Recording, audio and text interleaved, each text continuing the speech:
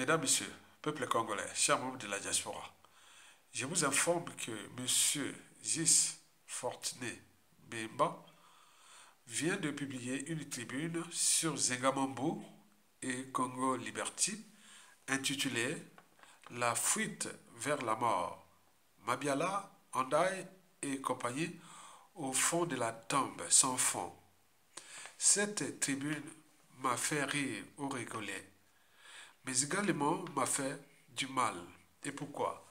C'est parce que d'un côté, M. Zis Fortuné Bemba joue quelque part au bossu qui ne voit pas sa bosse.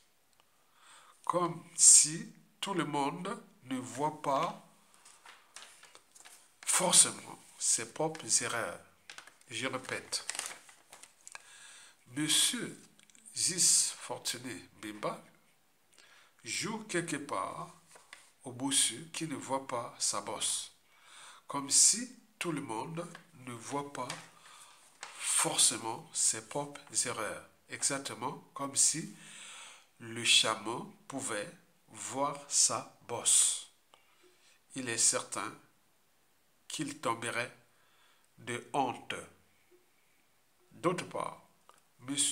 Zis Fortuné Bemba est comme tous ces diplômés et ou pseudo-intellectuels congolais qui, depuis les pseudo-indépendances, continuent à jouer aux mêmes amalgames, aux mêmes erreurs, aux mêmes mots, M-A-U-X, etc. Et pourquoi? C'est parce que beaucoup de nos diplômés, quoique le fait d'être diplômé, on est déjà intellectuel. Le fait d'être diplômé, on est intelligent. Non. Sinon, M. Zis Fortuné Bemba n'aurait pas chargé M. Pierre Mabiala en ce qui concerne son cursus universitaire. Ici en Occident, vous avez des gens qui ont passé des années à faire le même diplôme. Et pourtant, on ne parle pas comme chez nous, comme si le fait d'avoir réussi des diplômes et ou avoir eu un doctorat ou avoir eu on est maintenant intelligent et autre. C'est autre chose.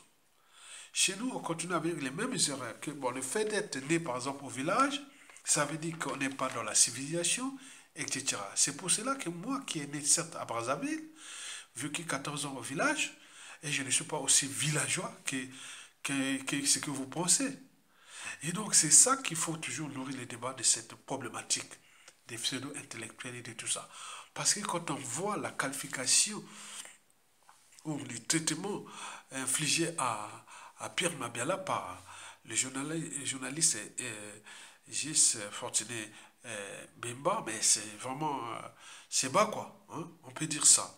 Et toi, il faut se dire que nous, les pseudo-intellectuels et ou les diplômés et tout ça, on croit que la responsabilité, la citoyenneté, le patriotisme, etc., tout est par appartenance.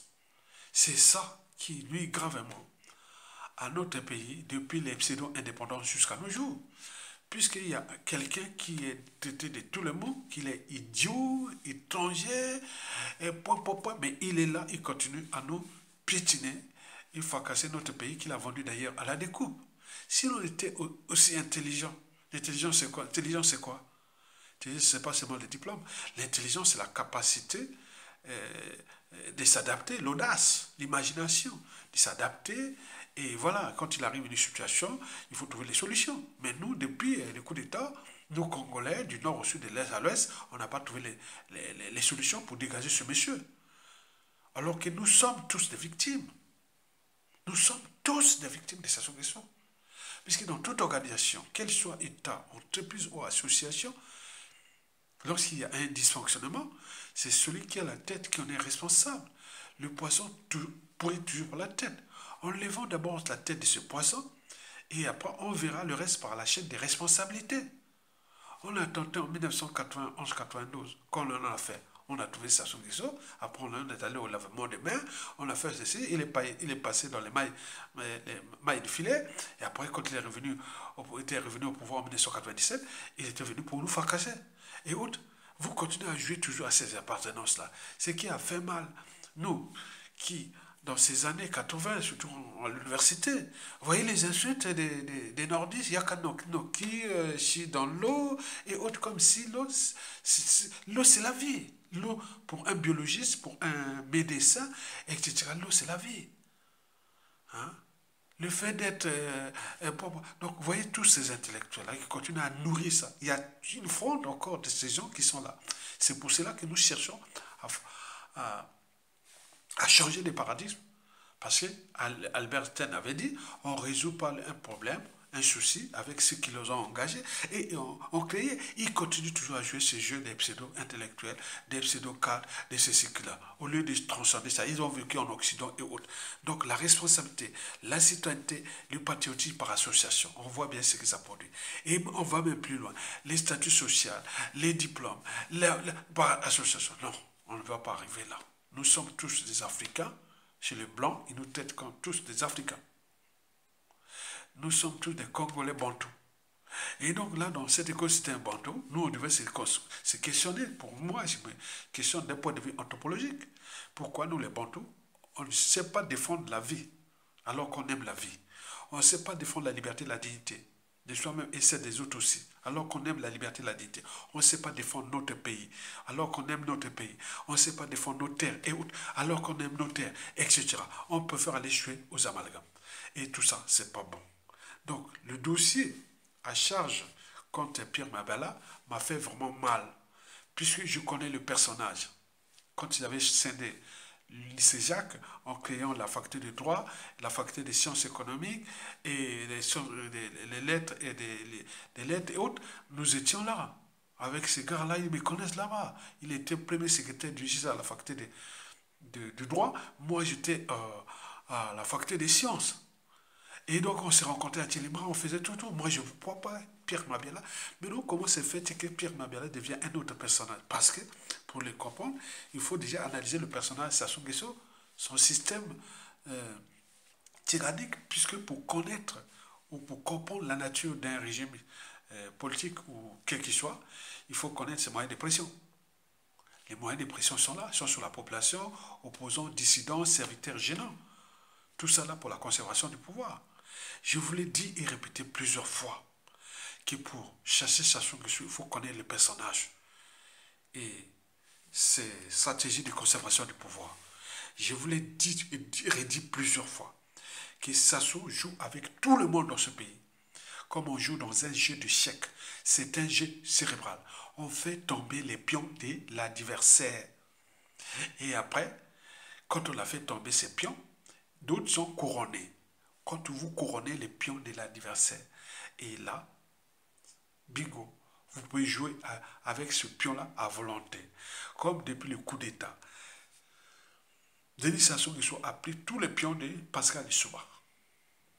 Beaucoup ont été damnés, soit déclassés socio-professionnellement, soit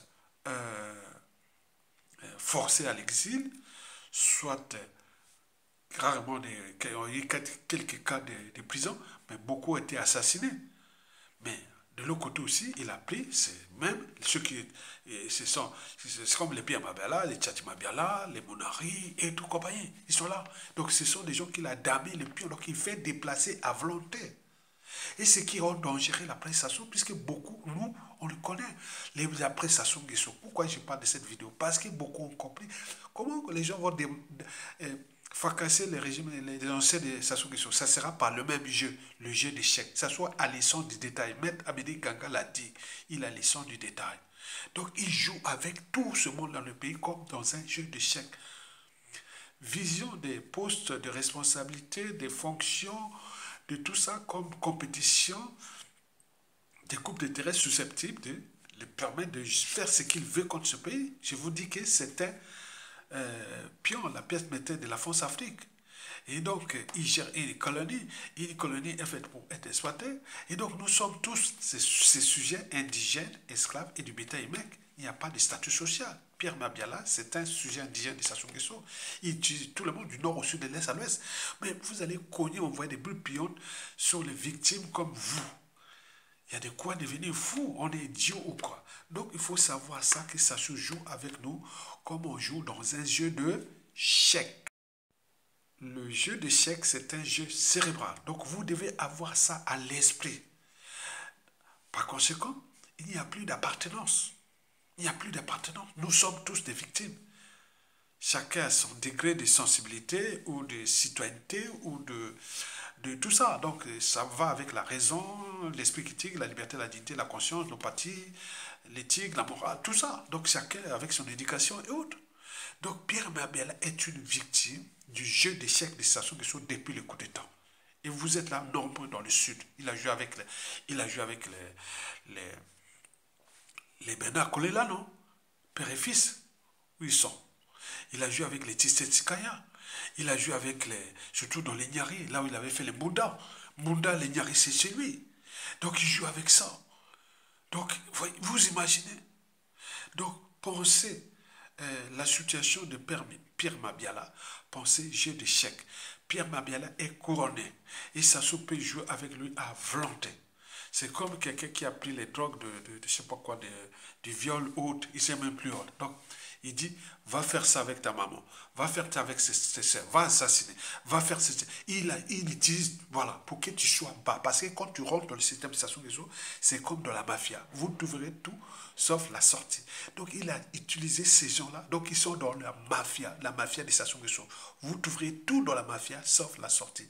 Donc, il est là comme quelqu'un qui est bourré, qui est sourd. Il utilise l'enfant. Donc, il envoie son fils Christelle Sassou Nguesso, qui envoie tout ce monde-là, les Rwandais, va faire ça. Il aurait une part de conscience. On nous informe qu'il a essayé un peu de résister. Mais en cherchant à résister, on lui a donné quand même, on a fait quand même la menace. Vous voyez comment elle a failli l'empoisonner? Donc, il a, voilà. Donc, il y a des moments, donc, il revient à l'autre. Donc, on t'empoisonne, on t'envoie à l'étranger, t'es soigné, et tu deviens encore plus. Voilà. Vous comprenez ça? Donc, comprenez ça, que nous sommes tous là. Et c'est dangereux pour la prestation de choses, parce que beaucoup, on a appris ces méthodes du jeu d'échecs. Quand ça va tomber là, au niveau des administrations, les institutions, le pouvoir d'achat, la vie de tous les jours, les gens vont utiliser ça quand ils s'assoient les guessons. C'est ça qu'il faut, il faut analyser les contenus psychanalytiques ou psychologiques d'un régime, hein, d'un dictateur. Il joue avec nous comme on joue dans un jeu d'échecs. C'est un jeu cérébral. On fait tomber les pions de l'adversaire et les autres sont couronnés. Soit par la corruption, soit par ces forces scientifiques, parce qu'ils ont amené tous dans des pratiques, là, vous connaissez. Donc, une fois que tu es souillé, hein, vous savez, Sassou Nguesso, depuis la nuit des temps, et quand il voulait qu'on appelle faire du mal ou corrompre ou acheter la conscience des uns, il vous envoyait les femmes, il filmait ça et tout ça, c'est qu'on en parle. Il sait, il sait. Donc Pierre Mabiala est dans l'entonnoir de Sassou Nguesso. Il ne sait plus à quel sens se vouer. Donc ça devient comme nous aussi. Vous imaginez, deuxième mois après le jeu d'échecs, Sassou joue toujours avec tout ce monde-là, contre tout ce monde-là dans ce pays, comme par procuration. C'est l'homme de combien ça coûte pour tuer, pour corrompre, pour point. C'est pour cela que le système de Sassou Nguesso est difficile à identifier en ce qui concerne les affaires criminelles. Vous imaginez, il passe par votre maman, ou votre tante, ou par votre frère, soeur, cousin, ami, connaissance pour vous corrompre ou assassiner ou tuer. Donc, vous imaginez les systèmes là, penser ça. Penser deuxièmement, Sassou agit toujours par procuration. Donc, Pierre Mabiala devient quelque part le doublement de Sassou Nguesso. Donc, il s'est dédoublé sur Pierre Mabiala. Donc, il utilise maintenant comme ça. Il n'y peut rien. Ils sont nombreux comme ça, qui sont partis. Certains sont déjà morts, d'autres sont en exil avec les poisons, d'autres sont là-bas. Quand je vois Pierre Mabiala, je dis Mawa. Que je les connais, ce sont des gens là que j'ai connus, Mawa. Hein? Donc ne passez pas au diplôme, s'il vous plaît. Donc pensez que Pierre Mabiala est dans la nasse, dans l'entonnoir, puisque ça se joue avec ces deux méthodes-là, c'est-à-dire le jeu d'échecs et deuxièmement par procuration. Donc, il est là, tranquille là-bas. Et les idiots, les imbéciles, souvent congolais, ils viennent dire, ah, qu'est-ce que tu as vu Sassou Nguesso là-bas? Je leur dis toujours que dans toute organisation, que ce soit État, entreprise ou association, lorsqu'il y a un dysfonctionnement, c'est celui qui a la tête qui en est responsable. Les poissons ne touchent pas la tête. Le reste, c'est les chiens des responsabilités. Donc, le Pierre Mabiala, juger Pierre Mabiala aujourd'hui, vous ne pouvez pas. Il n'y peut rien. Il n'y pourra rien. Il n'y pourra rien. Tout ce monde-là qui sont à des postes stratégiques, là, qui Sassou les utilise, là, ils n'y peuvent plus rien. Mais ces gens-là, quand on va voir, c'est comme en 1991, vous vous souvenez, hein? Pendant la conférence nationale, et les gens sortaient dans leur trou, dans leur terrier, dans leur popo pour venir balancer tout. Mais on a commis ces erreurs-là de garder encore Sassou Nguesso. Sinon, on aurait déjà avancé. Mais il y a des gens là, ils sont là, il faut les cadres. Il faut un cadre. Juste Fortuné Bemba. Il faut les cadres pour balancer cela. Et les gars rêvent cuits, hein, vers Mabiala, Mawa. Par conséquent, vous devez réfléchir longuement avant de publier ce genre de posts. Puisque Sassou utilisait même les notables, les faux canis, les faux sages et tout ça, ce sont des institutions fictives. J'en ai rencontré quelques-uns des cadres qui étaient venus aussi, les anciens du pays là-bas, qui étaient, ils étaient venus faire un tour ici, qui les ont fait en route. Je l'ai vu comme ça, en parlant même des trucs basiques, que ce soit du droit, ou même des lois, règlements, par rapport à ce qui représente l'aide d'État. Ils ne connaissent pas. Ils n'ont pas fait des droits, n'ont pas fait l'étude. Beaucoup n'ont pas fini les études, n'ont pas allé au lycée, au collège. Mais combien de fois connaître pour... Attends, demander... Attends, c'est pas possible. À ce niveau des institutions de l'État ou des administrations de l'État ou de pouvoir et contre-pouvoir, on ne va pas demander à des gens qui n'ont jamais été au collège ni au lycée et de donner avis sur... non, non, c'est pas ça. Donc d'où l'intérêt de l'éducation au patriotisme et autres. Demain, les sages là seront formés pour de d'autres choses, pour leur avis, mais pas ce que Sassou utilise. Sassou les utilise comme des institutions fictives. Je vous rappelle que Sassou Nguesso joue avec nous comme on joue dans un jeu d'échecs. Deuxièmement, ça c'est premièrement. Premièrement, c'est un jeu d'échecs. Il a fait tomber les pions de la diversité, les accords. Je suis sûr que vous avez, après l'arrestation du général Mokoko, Sassou Nguesso a voulu damer les pions de Mokoko, surtout dans la diaspora. Nous avions chopé les procès ici, après les tentatives d'assassinat. D'abord, la corruption, ça n'a pas marché. Après, passer les procès avec le jeu France-Afrique, et puis les tentatives d'assassinat, ce n'est pas encore terminé. Donc, il faut savoir que c'est un régime antisocial et criminogène. Et quand vous êtes là, vous devez avoir le sens du détail. Et le sens du détail va avec la raison, l'esprit critique, la liberté, la dignité, la conscience et l'hygiène de vie. Et donc, vous imaginez, n'insultez pas. Attends, c'est pas possible. C'est comme notre histoire des années 80 qu'on insultait par association, l'intelligence par association, la citoyenneté par association. Non, sortez de là. Mesdames, Messieurs, peuple congolais, avant de terminer, je vous informe que Sassou Nguesso va tomber. Et n'envoyez plus les boules pillantes entre vous, s'il vous plaît. Vous devez avoir ça à l'esprit, que ça va tomber, il a la fin. Et pensez au cadre. Donc, si vous n'avez pas de cadre pour gérer tout ce qui viendra d'après, ne balancez pas des trucs comme ça. Et protégez-vous les uns des autres. N'envoyez pas les boules pillantes entre vous, parce que la prestation question, vous allez vous retrouver à Brazzaville, au pays là-bas, avec tout ce que vous avez foutu les bazars entre vous ici, en France. Alors que là-bas, on compte sur vous. Vous avez l'expérience de l'Occident, de beaucoup de choses. Organisez-vous entre vous. Dans vos officines, dans vos écrits qui seront là. Peut-être vous, demain, vous serez consul, ambassadeur du Congo en France, partout, ou consul. Vous serez ministre, vous serez les chefs des administrations du pays, des institutions. Vous serez plein de l'État, c'est vous. On va récupérer notre pays. Donc ne fracassez pas, ne vous fracassez pas entre vous les victimes. Maintenant, les gens comme le Pierre Mabiala et autres qui seront peut-être les survivants si Sassou reste, s'il reste en vie jusqu'à la chute de Sassou. Et c'est ça qu'on va Oui, la justice va passer. Mais c'est que cette histoire-là, c'est une histoire de la France-Afrique. C'est une histoire de Sassou Nguesso. C'est une histoire de conservation du pouvoir. C'est une affaire de la dynastie. Mais tout ça, c'est raté. Donc, continuons à enfoncer les clous. Et les Pierre Mabiala et tout le monde, passer par les réseaux parallèles pour nous balancer beaucoup de choses pour qu'on puisse désinguer ce régime-là qui, en 2025, nous pensons que j'y serai à Brazzaville. Vous le savez très bien. On va être à Brazzaville. Et c'est fini comme ça. Pour terminer, mesdames, messieurs, je vous informe qu'il faut les cadres. Et les cadres là, nous devons commencer déjà par exercer ces pressions sur le régime pour qu'il tombe. Il va tomber, il doit tomber. Cette année qui arrive là, c'est fini. On doit passer soit par un coup d'état militaire salutaire et ou la rue. Et ou les deux ensemble pour qu'on puisse récupérer notre pays et enfin traiter l'appréciation avec toutes ces victimes qui sont du nord, du sud, de l'est à l'ouest et même du clan Sassou Nguesso autres, pour qu'ils coopèrent avec ce qui va arriver. Et de toute façon, ils n'auront pas de choix. Ils seront obligés de coopérer. Sinon, l'État va les punir.